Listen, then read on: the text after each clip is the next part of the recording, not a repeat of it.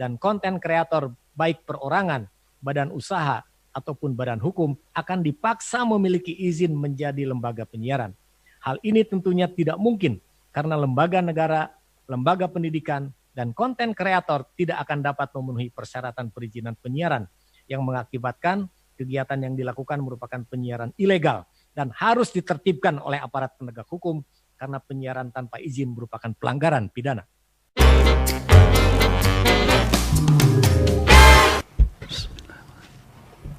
Sidang dibuka dan dinyatakan terbuka untuk umum. Assalamualaikum warahmatullahi wabarakatuh. Untuk kita semua. Pemohon masih dalam perjalanan. DPR berhalangan. Kuasa Presiden, silakan siapa yang hadir? Terima kasih Yang Mulia.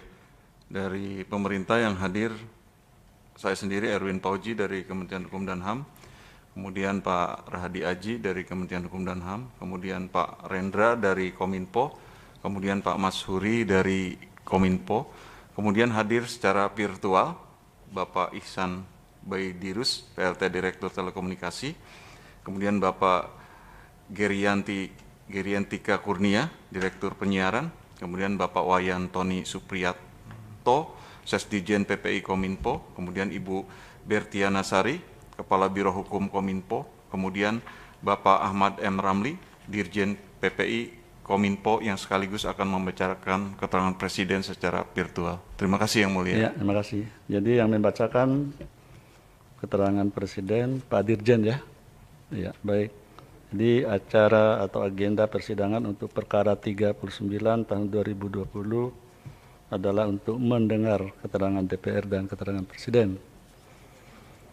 Karena DPR berhalangan, ya dipersilakan pada Pak Dirjen untuk membacakan keterangan Presiden. Silakan Pak Dirjen, langsung.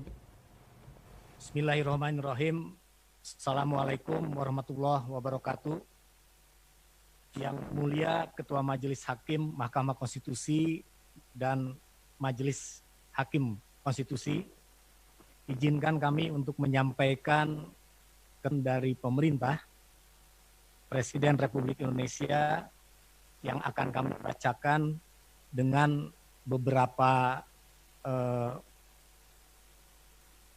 hal yang akan dianggap dibacakan karena tidak seluruhnya akan dibaca. Mohon izin Pak Ketua Majelis, apakah bisa dilakukan? Ya. Kalau begitu langsung saja Pak Dirjen ke halaman 8. Baik. Angka Ya, baik. 3 room, tanggapan pemerintah. Ya, langsung. 1. Bahwa pemerintah berpandangan permohonan para pemohon dalam petitumnya merupakan upaya untuk mengubah undang-undang penyiaran dengan cara menambahkan norma baru sesuai dengan keinginan para pemohon tanpa melalui mekanisme politik hukum antara pembentuk undang-undang yaitu Dewan Perwakilan Rakyat dan pemerintah, melainkan para pemohon melakukannya melalui persidangan Mahkamah Konstitusi. 2. Bahwa berdasarkan putusan Mahkamah Konstitusi nomor 48 /PUU /datar 9 /2011, putusan MK 48 2011 dan pandangan dari Martitah dalam bukunya Mahkamah Konstitusi dari Negative Legislature ke Positive Legislature Jakarta 2013, harus ada alasan-alasan untuk dapat diberikan putusan yang bersifat positif legislature dari Mahkamah Konstitusi. Dengan demikian, berdasarkan uraian-uraian tersebut di atas, pemerintah berpendapat permohonan para pemohon dalam permohonan aquo tidak dapat dikategorikan sebagai permohonan tafsir Mahkamah Konstitusi dalam fungsi sebagai the guardian of the Constitution dan the sole interpreter of Constitution.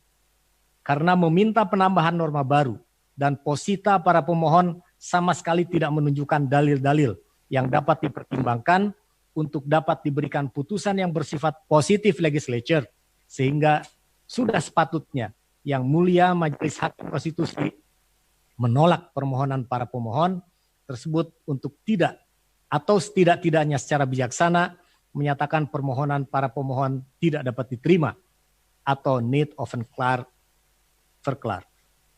Sehingga sudah sepatutnya Yang Mulia Majelis Hakim Mahkamah Konstitusi menolak permohonan para pemohon. 3.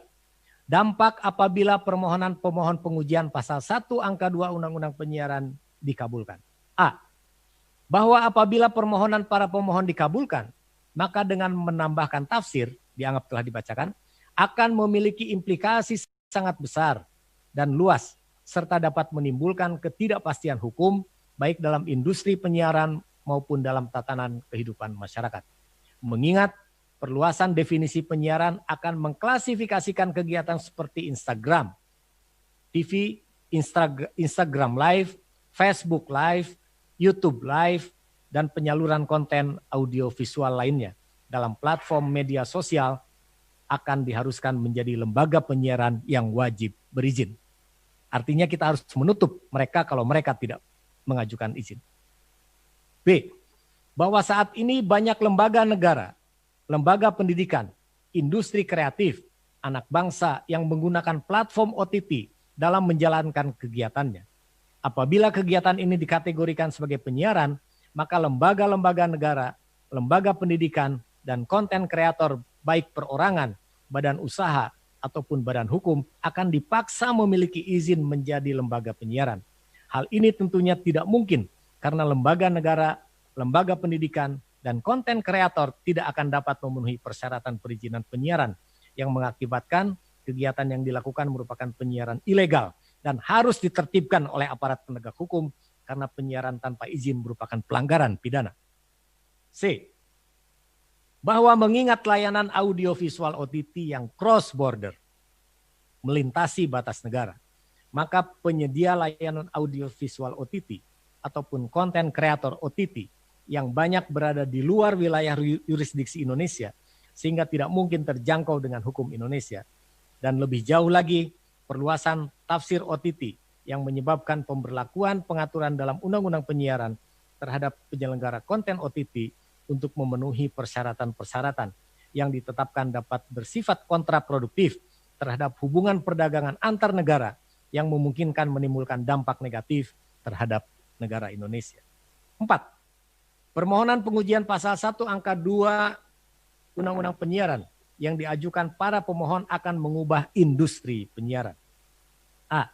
Apabila permohonan para pemohon dikabulkan dengan menambahkan norma sehingga dimaknai sebagai dianggap telah dibacakan, maka akan menimbulkan ketidakpastian hukum, baik dalam industri penyiaran, dalam tatanan kehidupan masyarakat, mengingat perluasan definisi penyiaran akan mengklasifikasikan kegiatan seperti Instagram TV, Instagram Live, Facebook Live, YouTube Live, dan penyaluran konten audiovisual visual lainnya dalam platform media sosial, termasuk dalam WhatsApp, akan diharuskan menjadi lembaga penyiaran.